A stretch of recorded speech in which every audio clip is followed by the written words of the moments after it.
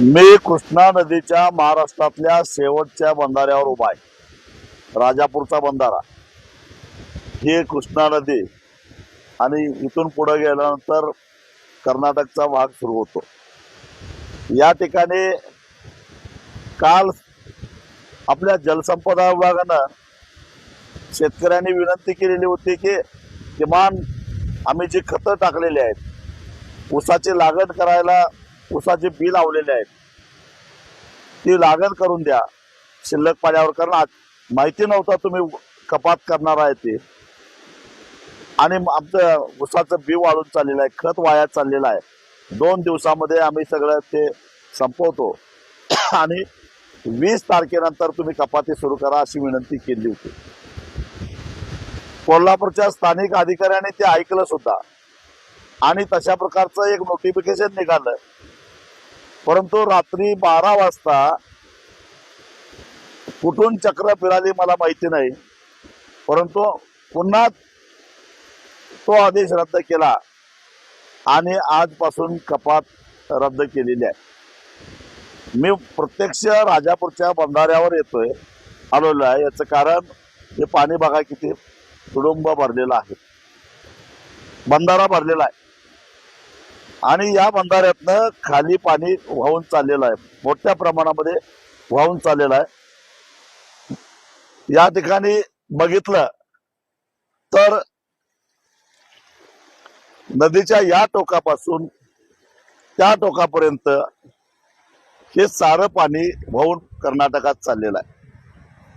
जलसंपदा विभागाच्या बेअक्कल लोकांना मला एकच प्रश्न विचारायचा आहे की शेतकऱ्यांनी खतं टाकलेली आहेत, ते खत वाया चाललेलं आहे, त्यांनी बी मांडलेलं आहे ऊसाचं, भाजीपाला सुकून चाललेला आहे।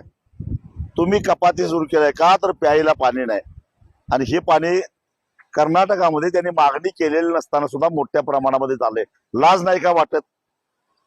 कसलं नियोजन? पाऊस उशिरा येणार आहे हे आधी माहिती होतं तुम्हाला। ज्या कपाती करायच्या होत्या, जे शिल्लक पाणी आहे ते पुरवून वापरायचं होतं, तर 15 मे पासूनच थोड्या थोड्या कपाती करून त्याचं एक टाइम टेबल तयार करावं इथं। पण आज 17 जून, आजपर्यंत तुम्ही झोपा काढल्या आणि आज अचानक कपाती करताय। भाजीपाल्याला 3ऱ्या किंवा 4थ्या दिवसामध्ये पाणी द्यायला लागतंय, तो सगळा भाजीपाल्याचं काय करायचं शेतकऱ्यांनी? म्हणजे सरकारला सुद्धा लाज वाटली पाहिजे। बरं, अशी परिस्थिती किमान कृष्णा आणि त्या उपनद्यामध्ये तरी नाही आहे। अजून जवळजवळ ऑगस्ट महिन्यापर्यंत तरी पिण्याच्या पाण्याची समस्या निर्माण होणार नाही।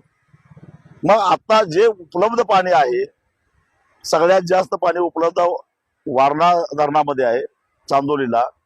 बाकीच्या धरणामध्ये सुद्धा थोडं थोडं पाणी उपलब्ध आहे। ते त्या शिल्लक पाण्याचं पिण्यासाठी आणि शेतीसाठी कशा पद्धतीने वापर करता येईल याचं डोकं चालवायला पाहिजे। अरे, जनावरांच्यासाठी पाणी पाहिजे, प्यायलाच पाणी नाही, जनावरांच्यासाठी सुद्धा पाणी पाहिजे। शेतकऱ्यांचे गोटे आहेत, त्यांनी काय करायचं? याला नियोजन असं करायला पाहिजे होतं, किमान 2 तास दिवसातून वीज देऊन जनावरांना पाणी उपलब्ध करून देणं, बाकीच्या बारीक सारीक गोष्टीसाठी पाणी उपलब्ध करून देणं, असं नियोजन केलं असतं तरी सुद्धा जवळपास ऑगस्ट पर्यंत आहे ते उपलब्ध पाणी शेती आणि पिण्याला वापरता आलं असतं। परंतु अचानक जागा व्हायचं झोपेतनं आणि कपाती रद्द करायचा, याला फार काय शहाणपणा याच्यातला भाग नाही, परंतु प्रत्यक्ष जायचं नाही। पण काय उपयोग काय कपातीचा? तुम्ही कपाती केली, पाणी सगळं वाहून कर्नाटकात चाललंय, पण नेमकं तुम्ही काम कोणासाठी करताय?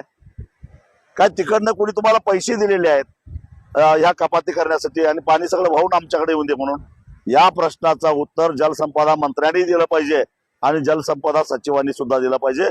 कारण स्थानिक अधिकाऱ्यांनी कपात मागं घेतलेला असताना सुद्धा माझी अशी माहिती आहे की मुंबईतनं फोन आला आणि पुन्हा कपाती करायला लावली रात्री 12 वाजता।